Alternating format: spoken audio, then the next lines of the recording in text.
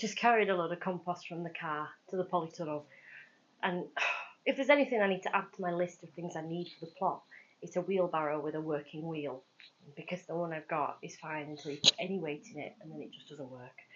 So, hi, welcome to the greenhouse. I'm at the allotment today. I have brought my seedlings with me. I've got a bit of time here today, but I want to get home to finish the front garden. I don't know what order the videos are going in, so you may have seen that video, it might not be out yet. But I've got a lot to do, and I need to go and call and get some more compost from a nursery in between as well. So I'm not going to be planting any of these today, I'm just going to leave them here, but I'm going to be back tomorrow to check on them. Some of my seedlings from last week have suffered a little bit from dehydration. I gave them a good water, but then as life happens, I wasn't able to get here like I thought I would be. So yeah, but I will be back tomorrow, and Mark has some time off next week. So we will be here on Monday, weather permitting. No, not weather permitting actually. No, come rain or shine, we'll be here on Monday, provided with no sick children home from school, which, cross your fingers, because a Tuesday is our youngest daughter's autism assessment day. It's a very big deal. We've waited 2.5 years for this appointment, so pray for no sickness for us. So I brought 2 of the 4 compost bags up. I've still another 2 to do, but they're for my potatoes. So I've been chitting. Well, I haven't personally been chitting, but my potatoes have. These are my first and second earlies. We have Rocket and Charlotte. I could have got them in the ground by now, but, you know, well, I'm full of excuses, aren't I? So I'm going to get them into bags today. My dad brought me some bags that he had at home, so I'm going to use those, and I'm going to plant up the potatoes, and I will talk you through how I do it. The lime bed looks good. It's had some rainfall on it, so a lot of the white lime has washed into the soil.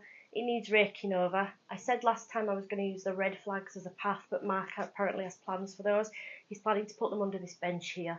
Because it's a bit of an awkward spot to pave, he's chosen to use the smaller pavers rather than the bigger pavers, because he's got to get them under a bench, so which makes sense, frankly. So the bigger pavers will be available. But if he's coming up, he's going to come up this weekend, and he's going to come up on Monday with me, and he's going to he'll get me some wood chip, and we'll do the original plan of a wooden frame and some wood chip paths in the brassica cage. So without further ado, let's get some spuds planted. It's very bright in here, and my puny blue eyes cannot handle too much bright light, so I am equipped. Let's get them in. So like I said, I'm growing Rocket, and I am growing Charlotte. Charlotte are my favourite potato. These potatoes are not going to be cost effective at all whatsoever. In fact, they're going to cost a fortune, because I'm going to be growing them in silver grow. So if we factor in the cost of the bags, which didn't cost me but did cost my dad, the seed potatoes I got from a big chain garden centre, so I think they were nearly £5 a bag. I've got 2 bags. And then at £9 a bag for compost, plus £10 deliveries, spread all over 10 bags. So it means £10 a bag essentially of compost. I'll probably get 3 pots worth of potatoes out of 1 bag of compost. I might not grow all the seed potatoes. If it starts to get ridiculously compost heavy, then I will probably just sow a few of them. I'm never going to be self-sufficient in potatoes. It's something that I grow for the fun of it and the enjoyment, and the fact that the potatoes at the end of this will taste better than anything you can buy in a shop. So yeah, it's not a cost-effective thing, but I still like doing it. Okay, so we're using our silver grow, which is, you know, really nice. As I said in the last video, my seedlings aren't loving it, but I'm hoping the potatoes will. And these are the bags we've got. Not the most environmentally friendly option, but we already had them, so it's worth using them. And if we look after them, we can use them repeatedly. So my potatoes have been chitting. These ones are Rocket and these ones are Charlotte's. These are second early and these are first early. So I'm going to get the Rockets done first because they're first early, and then we'll go from there. So I'm just going to put around 10 centimetres, 3 inch-ish of compost in the bottom, put 1 potato in each bag, and then I'm just going to fill them up I'm not going to earth them up gradually, I'm just going to fill them right to the top. The plants will take a little bit longer to show than they would normally, but they'll be stronger plants, so it's the best thing to do. Obviously earth them up if they're outside, but if they're in bags there's really no need. Okay, there we go. So what I'm going to do is, because Charlottes are my absolute favourite potato, and I've got some of those, what I'm going to do is I'm going to use this full bag and see how many I get. I think I'm going to get 3 of these out of 1 bag of compost. And if I'm going to leave any behind, because I don't think I'm going to plant them all out because of the cost of the compost really, but I'm going to make sure I plant all my Charlottes because they are my favourite. So, you know, I should go with that rather than half and half. I'll go with that. And actually, I've still got one of the metal raised beds free outside, so I might use that to grow some as well. That's food for thought. Okay, so I've obviously miscalculated the size of these pots because I've got 2 2 out of a bag of compost, so there must be 20-litre pots. So I'm just going to leave the rockets at this and plant the rest of the rockets in that raised bed outside, because yeah, I don't want to not be able to get my Charlottes, and I don't want to use any more than 4 bags of this compost because, as I said, with the delivery charge it worked out at £10 a bag. So yeah, that's a £5 per bag of potatoes just in compost, and then, you know, the seed potato on top is about 50p. The bag's probably about £1 each. It's expensive potatoes. So I know it's not the point we're doing it, and we're doing it for enjoyment, not to save money, but we still have to be practical and not spend a fortune on our spuds. So yeah, so I've got 2 bags of the rocket and I will get started on the Charlottes. So I found some more bags that I forgot that I had, and I think these are a bit smaller. I think these are 13.5 litre, so this might be what I've been working things out on. So I'm going to have a go with one of these and just see, because it says 12.5 litres is about the minimum you can use, so 13.5 litres, we'll have a go. We'll see how we get on with them, eh? It's all about experimenting, isn't it? Using what we've got. So wish me luck. Okay, so yes, that bag is quite a bit smaller than the others. So what I've decided to do is we're going to do an experiment. So I've retrieved the rocket potato from this bigger bag. So I've got a rocket in there and a Charlotte in there. So I'm going to grow some Charlottes in these, and I'm going to grow some more rocket potatoes in these, in the smaller bags as well. And then we'll just see. We'll weigh the crops and see what a difference the bag size makes. Yeah? So we'll do half and half. So we'll grow some rockets in some big and small bags and some Charlottes in some big and small bags, and we'll just see what the difference is, because the less compost I can get away with buying, frankly, the better. Okay, so I've got 3 bags. I have got 3 small bags out of 1 bag of silver grow. So here we've got our Charlottes, and there we've got our 2 rockets. Now, reluctantly, it's time to go to the car and get the other 2 bags of compost. So I appear to have lost my microphone. I never have any luck with these mics. These are the ones that I lost a few weeks ago. I lost the receiver, found it on the floor. Yep, I'm just hoping I haven't planted it. I've just been to the car and got the other 2 bags. Tried it in my wheelbarrow. It was just as hard to push it in my wheelbarrow with the broken wheel. So let's go look for this microphone.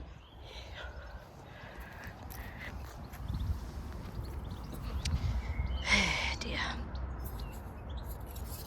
By the way, if you like this video, please consider subscribing. I would love to see you come back again, and please feel free to like and leave me a comment down below. I love to read them, I always reply, and yeah, so that's why I do it. So yeah, don't forget to hit the notification bell if you want to be notified every time we upload. Well, hello beautiful. If 20-year-old me could see how excited I am at seeing this, she'd slap me. Now I wish I'd worn my wellies. and gloves. Someone has been digging in here. I've just levelled most of it out, but there are some roots showing. I don't know who keeps doing it. I suspect it is a squirrel burying something in here. Stay out of my strawberries, squirrel. Bought a few archers the other day. These were in B&M. They were £12. I got 3 of them. I do have the archers here, but they are very corroded and not in great shape, so I've decided that I would replace them. And I thought, let's go and have a look, shall we? Let's have a little wander. I thought that instead of throwing the ones that we've got away, I thought they would be quite good for putting netting over or fleece. You know, just put them. Let's have a look. See if we think we can make it work. You can see they're not in the best condition anymore. But like maybe if we make them fit, you know, like that, over the bed with net or fleece or whatever's necessary. I thought they'd be quite useful. I do have some of the blue piping, but yeah, I think that would be useful to be able to make a little cloche or a little tunnel. Yeah, keep those. I think the sides might go though. We'll see if we can reuse things, but the arches for the beans need to be secure, so I will use the new ones for those. Hi, so it's the following day. I got broken off yesterday. I got a call from my daughter's school. I had to go and drop something off, so I'm back today to finish the rest of the potatoes. Now, I am only going to grow them in these pots. I've decided not to plant them outside because there's lots and lots of things I want to plant outside, and I've found a good home for the rest of the potatoes that I don't need. So let's get this done.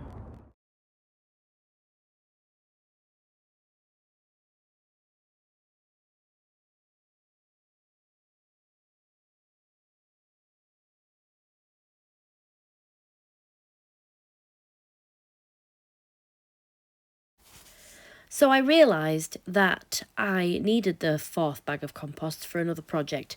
So I ended up with 5 bags of Charlotte and 3 bags of Rocket. And I think that's going to be absolutely fine for us. So yes, apologies for the sound quality in this video. The microphone is just not up to scratch, I'm afraid. Okay, so we're doing a little experiment here. So I've just topped up this bed with some compost because the level had sunk quite a bit. And I'm going to plant some carrots and spring onions in here. Now, yep, carrots are traditionally pricked out like this, but I'm going to have a go. It's a round carrot, it's called round atlas, and hopefully it will stand a little bit of root disturbance, but I will be gentle. And the spring onions are going in as they are multi-sown.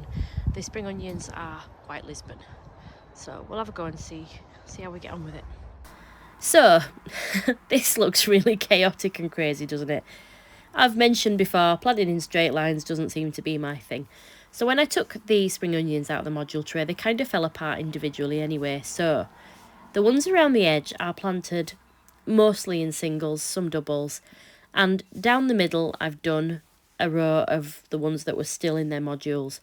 Now, I pricked out the carrots and I've planted them reasonably far apart, not massively, but we're only going to get little round carrots out of these, so don't forget we're not growing prize winning carrots here. We're just trying to see if they can survive the carrot root fly because of the spring onions. Also, these beds are 45 centimetres tall and carrot root fly cannot fly very high, so we'll see how we get on, won't we? It's an experiment. This video was taken a couple of weeks ago, just after I'd limed the beds. So why am I liming the beds?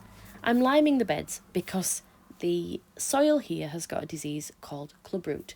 Clubroot is a parasite that affects brassicas, and it stunts the growth and it can stop them growing. It affects cabbage, Brussels sprouts and Chinese cabbage more than other brassicas, but we want to be able to grow them all. So in order to do that, we're going to raise the pH of the soil because clubroot really likes soil that's acidic, around 5.5 pH.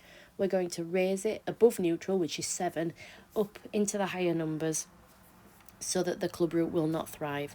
We're also going to be planting out really strong, healthy plants that are maybe a little bit larger than you would normally get them to before planting them out. And you can also grow clubroot resistant varieties. Now, I do have the seedlings on the go, but they're growing slowly. I'm having some growth problems with my seedlings at the moment. They're all a bit stunted.